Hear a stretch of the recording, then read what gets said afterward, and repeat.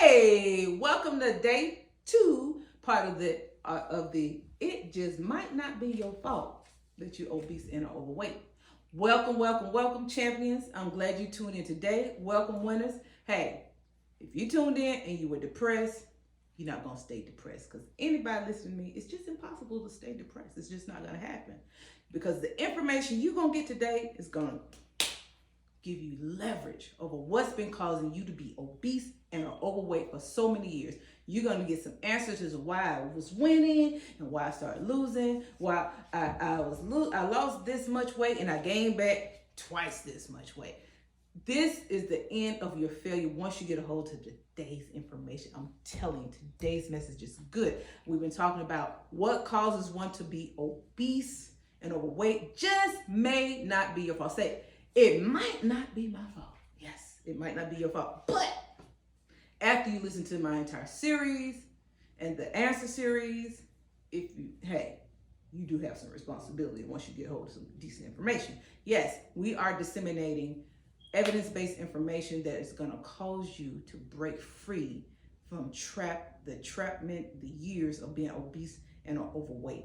Number one, remember we talked about stress. My number one reason for being obese and overweight was stress. Remember we talked about the cortisol. Please refer back to that lesson if you didn't hear it. You need that for part 2 to make sense. So yes, stress is a major contributor to people being obese and are overweight, right? Cortisol releases, your body is saying, I need to eat more food, so I can fight that situation over there. It's crazy. That's not your fault. It's stress fault. Now, how you deal with stress, that's the point. Deal with stress. Let's deal with it. Let's talk about it. Let's talk it out. Get a counselor, get a mentor, get a therapist, get a life coach, get a diet coach. I'm just saying, hey, I'm available. Anyway, stress. Get some help dealing with stress. You cannot do it on your own. If you could, you wouldn't be overweight and obese right now. You'd be where you want to be. But hey, I'm here to tell you to help you out of that darkness, right? So let's move on to number 2. Dun, dun, dun. What causes people to be obese and or overweight? I'm telling you, I know this is not your fault, especially here in America. And a lot of other countries are catching on to this and implementing the same practices, and those countries are getting fatter and fatter by the second. What is it? Sugar! Who knew? Sugar. Sugar is in everything. Sugar is in stuff it doesn't belong in. Spaghetti sauce. For real? Sugar and spaghetti sauce?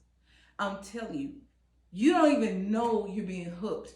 There's a reason why you get that certain bag of chips or that certain snack. Why you gotta stop every day at the same time? You fight it, then, I gotta break down and get it. Why is that a thing? Why is that a habit you having trouble breaking? I'm telling you, food companies put sugar in so many different things that you wouldn't even suspect, right? So I have an alarming fact about sugar that is so disturbing, but it helps you to see why you may have at sometimes had an runaway appetite. It is this. Dr. James O'Keefe, in a study a couple years ago, cited that sugar, listen to me, sugar is not 1, not 2, not 3, not 5, 8 times, did you hear me? 8 times more addictive than, guess what? Cocaine. Who knew? Sugar is 8 times more addictive than cocaine. So what should be banned? Yes, cocaine should be banned, but what about sugar? And it's in everything you eat. People who are struggling with weight that normally wouldn't struggle with weight genetically are struggling with their weight because sugar is in so many prepackaged things. Do you notice that when you join, I've done probably every diet under the globe, if you will. And with that, they start typically, most programs start with a survey and they ask you, now remember this, with one specific diet program, how many times a week do you eat out? Typically, based on that number, many times you're eating at that time every day, at least once or twice, maybe 3, 4 times a day.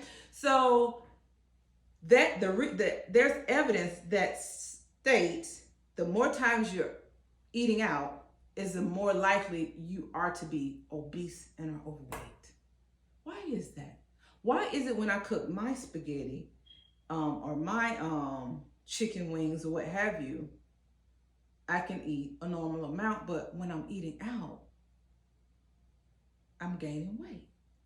Sugar is one of the culprits. There are other issues like portion and things like that. You know, portions have gotten bigger in America, but that's all to hook you, right? To keep you coming back. Say they give you more food over there, but I want you to do this. And I've said this before. One thing that I want you to do when you eat out at your favorite spots that you did before you start working on your fitness journey, look around. See how many fit people you see in that restaurant.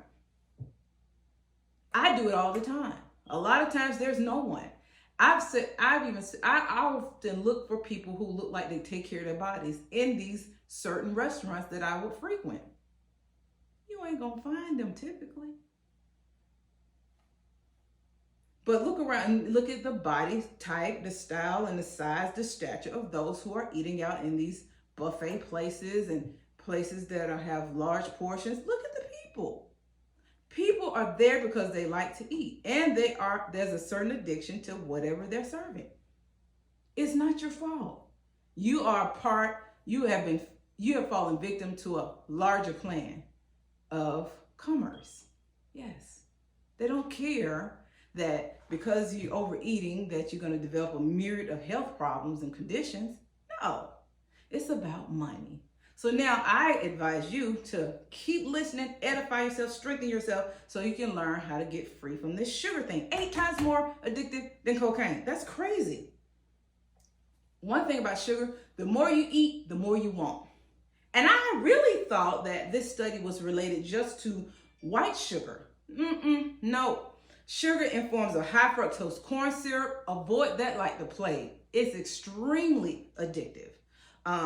White pastas, even wheat products, bread, things like that, white rice, those things spike insulin and tells your body to store fat. It's and the more you eat, I'm telling you, you cannot stop. I was that person. I would do well for a season, never for a year at a time. Like now I'm doing great, but I would do okay. I'll say okay for a season, because I was not okay. I would be thinking about the next time I get to eat some junk. That's not freedom from food. That's something we'll delve into later. However, I would plan on this day to eat XYZ, right? Let's say I eat this sugary thing in the morning, my favorite breakfast, put jelly on it. I'm telling you, if I started my day with jelly, it was going to end with sugar. It's like I should have just opened my mouth and just poured it all in, because that's the kind of day it was going to be. Sugar. Sugar calls for more sugar. There's no end to it. It turns you, no wonder it turns people into closet eaters. When you find yourself hiding and eating, and I used to hide food from what I was eating from. My husband didn't know what I was eating because I went through the drive-thru. I did it while I was at work. I did it while I was doing errands or doing groceries or whatever. I would eat it in the car and hide the evidence. Yes, I did. I did that. I'm telling it on myself. So I'm free now. I can talk. But yes, I would go to the favorite donut places. Yes, get that junk of the day. And you think that would be enough. That lets you know something's bad about this substance. I start at the donut. No, I might start with something sweet on my a biscuit. Imagine eating a biscuit. I can't eat a biscuit now, but unless it's keto or something. But jelly on that. Then later, it's not even 2 hours later, I'm looking for some other kind of sweet something, hidden in something, some kind of other snack, and it doesn't end. It's I'm like, why? What is this binge eating? It is because of what's in the food, the additives, or I'd rather say addictives. Now I'm going to talk about some more additives, but this one, I know, is the main culprit behind obesity and being overweight. Yes, sugars, high fructose corn syrup is to be included. Enriched flours, yes, that's to be included. Pastas, rice, yes, all that that triggers that insulin response. This leads to obesity, type 2 diabetes, cardiovascular disease, all linked to sugar. And the first thing people used to tell you to lose weight, count your calories, reduce your fat intake. No, reduce the carb intake, reduce the sugars. Yes, reduce the sugars. That's what's causing your body to release that insulin. The insulin saying this, and it makes you essentially weight loss resistant. You become a fat storing machine, and it's a hard roller coaster to get off of. Your children, oh my goodness, ooh, your children. I understand. Children, that's a real situation. Your children, they coming home from school, and they go into their room, and you find them hiding stuff in their room. They're beginning what you used to do. Yes, and it's not because they're just indecent. How do you put it? Children who lack integrity. No, they have a real addiction. When they're asking, and it's hard to tell children, no, you want to make children happy. Mommy, can you stop by the gas station and get me some gummy bears, or get this or that? And you want to please them. You want to make them happy. They had a bad day. You're trying to comfort them with something that will only cause pain. I'm just being honest. It is what it is. And they won't be comforted after they eat that. They're going to want more and more and more and more and more. So you find packages in food and even these processed chips and corn chips and things under their bed. You're like, what in the world? Yes. The children are turned into, children and adults across the board, people across the board are turned into junkies because of sugar. And it goes back to, it's 8 times more addictive than cocaine. Even to come off of sugar, to live a sugar-free life, which I'm living, and I'm loving it. I love this freedom and being satiated by not being trapped by sugar anymore. But when you go make a decision, say, okay, I'm coming off of sugar, you're gonna go through, most people go through withdrawals, shakes, sweats, maybe nausea.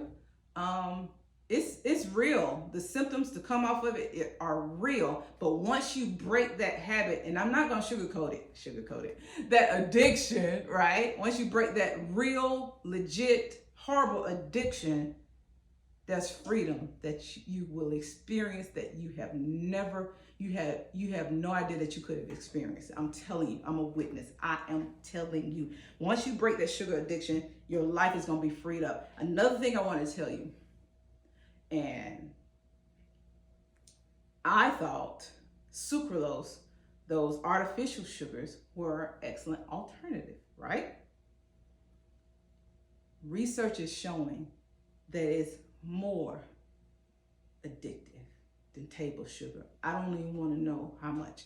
It's scary. I do want to know, but I just read some research that it is more addictive than table sugar. Imagine that.